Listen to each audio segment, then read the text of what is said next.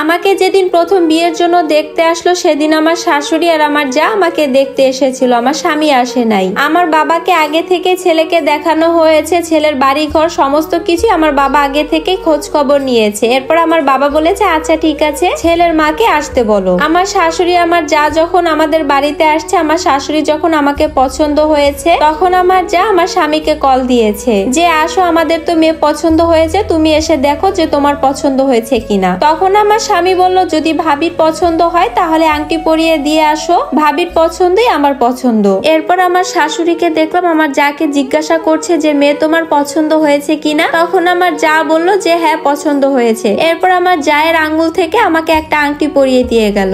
এরপর আমাদের বাড়ি থেকে ওদের বাড়িতে গিয়ে বিয়ের ডেট ঠিক করে আসে। 1 মাস পরেই আমাদের বিয়ে হয়ে গেল। বিয়ের পরে 8-10টা মেয়ের জীবন যেমন চলে ঠিক আমারও তেমন জীবন চলতেছিল। কিন্তু আমার স্বামীকে কখনো অন্য 5টা স্বামীর মতন আলাদা করে ভালোবাসবে, একটু বেশি কেয়ার করবে, একটু ঘুরতে নিয়ে যাবে, এ ধরনের কোনো সম্পর্কই ছিল না। এমনিতে আমাদের সম্পর্ক মোটামুটি ভালোই ছিল, কিন্তু যে কেয়ারিং এর ব্যাপারটা, এক্সট্রা ভালোবাসার ব্যাপারটা আমাদের মধ্যে ছিল না। আমি আমার ভাইয়ের বউর সাথে এগুলো আলোচনা করতাম। আমার ভাবি বলল তোমাদের তো অ্যারেঞ্জ ম্যারেজ হয়েছে, আস্তে আস্তে সবকিছুই ঠিক হয়ে যাবে। 2টা মানুষের ভালোবাসা গড়ে উঠতেও তো সময় লাগে। তো এটাকে মেনেই আমি সংসার করতেছিলাম। বিয়ের 7 মাসের মাথায় আমি কনসিভ করলাম। কনসিভ করার পরে দেখলাম আমার স্বামীর আমার প্রতি ভালোবাসা, আমার শ্বশুর বাড়ি আমাকে সবাই দেখতেছি, আমাকে মাথায় করে রাখতেছে। কিন্তু আমার জায়ের যেই ব্যাপারটা পছন্দ হচ্ছে না এটা তার আচার আচরণেই বোঝা যেত। যদি আমার শ্বশুর বাড়ির কেউ আমাকে নিয়ে কোনো কথাবার্তা বলতো কিংবা আমার স্বামী যদি আমাকে একটু বেশি ভালোবাসতো তাহলে ওনার দেখতাম ভালো লাগতো না। এই জিনিসটাকে আমি একটু খেয়াল করেছি কিন্তু বেশি একটা গুরুত্ব দেইনি। আমার বাচ্চাটা যখন 4 মাসের পেটে আমার, তখনই হঠাৎ করে পেটে ব্যথা উঠলো। আমাকে হসপিটালে নিয়ে যাওয়ার পর দেখলো বাচ্চাটা নষ্ট হয়ে গেছে। আমার সন্তান এই পৃথিবীতে নেই, এই কথা শুনে আমার অবস্থা অনেক বেশি খারাপ হয়ে গিয়েছিল। আমি কান্নাকাটি করে আরো বেশি আমার শরীর খারাপ হয়ে যাচ্ছিল। হঠাৎ করে ডাক্তার এসে বলল আপনারা কান্নাকাটি করে এখন কি হবে, আগে থেকে আপনারা মেডিসিন খেয়ে বাচ্চাটাকে নষ্ট করে এখন এসেছেন কান্নাকাটি করতে। এ কথা শুনে আমার স্বামী ভেবেছে আমি হয়তো মেডিসিন খেয়ে আমার বাচ্চাটাকে নষ্ট করতে চেয়েছিলাম, আমি হয়তো তাড়াতাড়ি বাচ্চা নিতে চাই না। যাই হোক আমার ট্রিটমেন্ট হওয়ার পরে আমি বাসায় আসলাম। এরপর আমি আমার বাবার বাড়িতে প্রায় 1 মাস থেকে আসলাম। আসার পরে দেখলাম একদিন রাতের বেলা হঠাৎ আমি ঘুমিয়ে আছি, দেখতে পাচ্ছি পাশে আমার স্বামী নাই। আমি ভেবেছি সে হয়তো ওয়াশরুমে গেছে, এটা ভেবে আমি প্রায় 20 থেকে 25 মিনিটের মতন অপেক্ষা করলাম তার জন্য, কিন্তু দেখতে পাচ্ছি আমার স্বামী আর ঘরে আসছে না। তারপর আমি রুম খুলে বাহিরে বের হলাম। আমাদের বাড়িটা 2 তলা ছিল, নিচতলায় আমার শাশুড়ি থাকতো, 2 তলাতে আমার রুম ছিল, আর পাশেই আমার জায়ের রুম আর একটা বেডরুম ছিল এক্সট্রা। আমি একটু সামনে আগাতে আমার জায়ের রুমের দরজার সামনে গিয়ে আমার স্বামীর কথা শুনতে পেলাম। বুঝতে পারলাম আমার জায়ের রুমে আমার স্বামী আছে। এটা দেখে আমি কি করব না করব কোনো কিছুই বুঝতে পারতেছিলাম না। এরপর আমি আমার রুমে এসে চুপ করে শুয়ে রইলাম। আমি মনে মনে ভাবতে লাগলাম আগে আমি জিনিসটা ভালো মতন বুঝি, যদি এরকম কিছু না হয় আগে থেকে চিল্লাচিল্লি করলে সবাই আমাকে ভুল বুঝবে। ঠিক দুপুরবেলা ভাবি আমার কাছে তার মেয়ের বিষয় ইনিয়ে বিনিয়ে অনেক কথা বলল আর আমাকে চোখে আঙুল দিয়ে বুঝিয়ে দিল আমার বিয়েতে নাকি রাজি হওয়াটা ভুল ছিল। আমি বললাম কেন ভাবি? তখন ভাবি বলল তুমি বিয়েতে রাজি না হলে সে হয়তো আমাকে বিয়ে করে আমার নিজের মেয়েটাকে তার নিজের মেয়ে বলে পরিচয় দিত। ভাবির মুখে এসব কথা শুনে কেন জানি স্তব্ধ হয়ে গেলাম। ভাবির কথা শুনে প্রচন্ড খারাপ লাগছে আমার। আমি আর কোনো কথা না বলে ওখান থেকে রুমে চলে আসলাম। দুপুরবেলা আমি আমার বাবাকে ফোন করে সবকিছু খুলে বললাম আর কান্না করে দিলাম। বাবা বলল তুই কোনো চিন্তা করিস না, তোর মায়ের জন্য পারলাম না, তোর সংসার করতে হবে না, তুই শুধু অপেক্ষা কর, আমি তোকে গিয়ে নিয়ে আসবো।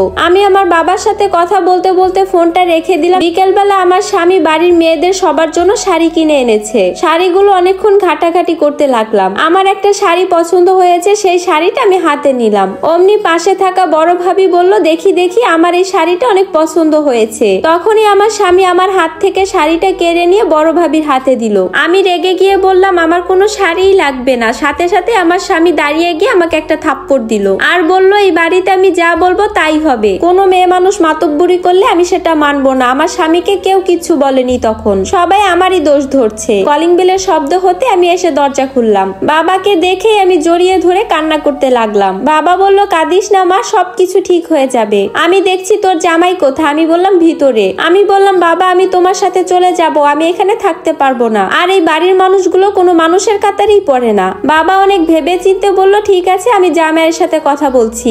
ড্রয়িং রুমে তখন আমার স্বামী, তার ভাবি, তার বোন কাপড় দেখায় ব্যস্ত। আমার বাবা ড্রয়িং রুমে ঢোকা মাত্র আমার স্বামী আমার বাবাকে দেখে সালাম দিল, বললেন কেমন আছেন আব্বা, কখন আসলেন? আর বড় ভাবি আর আমার ননদ আমার বাবাকে দেখে ওখান থেকে রুমে চলে গেল। আমার বাবা অনেক গম্ভীর গলায় বলল, ভালো আর থাকতে পারলাম কই। আমার বাবা বলল, জামাই বাবু তোমাকে একটা কথা জিজ্ঞাসা করব, সত্যি সত্যি উত্তর দিতে হবে। তোমার বড় ভাইয়ের কি হয়েছিল, কিভাবে মারা গেল?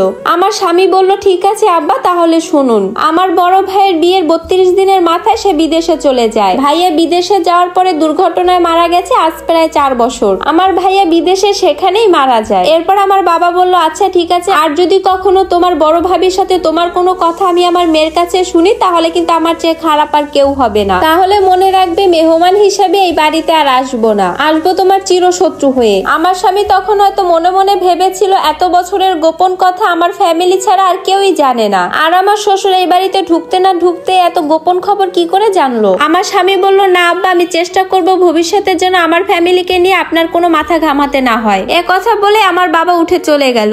রাতের বেলা যখন আমরা ঘুমাতে যাব তখন আমার স্বামীকে দেখতে পাচ্ছি ওয়াশরুম থেকে ফ্রেশ হয়ে উজু করে সে নামাজ পড়তেছে আর মোনাজাতে জোরে জোরে ফুপিয়ে ফুপিয়ে কান্না করে বলছে, হে আল্লাহ, আমাকে তুমি ক্ষমা করে দিও। আমি যে বড় পাপী, আজ থেকে আমি আমার নতুন জীবন শুরু করতে যাচ্ছি, তাই আমি তোমার দরবারে তওবা করছি, আমাকে তুমি ক্ষমা করে দিও। আমি আর কোনো খারাপ কাজে লিপ্ত হব না। আমার স্বামী মোনাজাত শেষ করে নামাজ থেকে উঠতেই তখন দেখলাম তার বড় ভাবি এসে হাজির। দেখলাম বড় ভাবি চোখ লাল করে অনেকটাই কান্নার কণ্ঠে বলল, তুই আমার জীবন শেষ করে বউয়ের সাথে রাত কাটাতে যাবি? আমি ওই মেয়ের সাথে তোকে কিছুতেই রাত কাটাতে দিব না। আমি দরজার আড়াল থেকে সবকিছুই দেখতে পাচ্ছি। আমার স্বামী আর তার বড় ভাবি তুমুল ঝগড়া করছে। আমার স্বামী রুমে আসতে চাচ্ছে কিন্তু বড় ভাবি তার পথ আটকাচ্ছে। মনে সাহস রেখে দৌড়ে গিয়ে বড় ভাবির গালে একটা থাপ্পড় মেরে বললাম, তোর মতন বেহাইয়া নির্লজ্জ মেয়ে জীবনে আমি একটাও দেখি নাই। একে তো অবৈধ সম্পর্ক করেছিস, তার উপর আবার চোরের মায়ের বড় গলা। আমি প্রথম দিন রাতেই তোমাদের এসব কারসাজি সবকিছুই বুঝে ফেলেছিলাম, কিন্তু আমি তোমাদেরকে বুঝতে দেইনি যে আমি তোমাদের এই পরকীয়ার কথাটা জানতে পেরেছি আগে থেকেই। তখন বড় ভাবি বলল, এই 2 টাকার মেয়ে আমার গায়ে থাপ্পড় মেরেছে